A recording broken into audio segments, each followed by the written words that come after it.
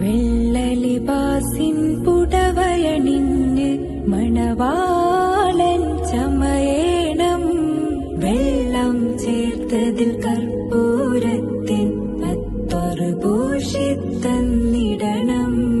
ആറുകാൽ തേരിലേറി തോഴരുമൊത്തെഴുന്നള്ളേണം.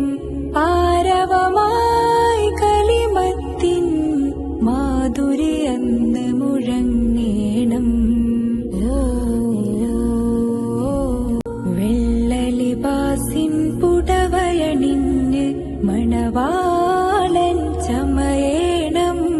വെള്ളം ചേർത്തതിൽ കർപ്പൂരത്തിൻ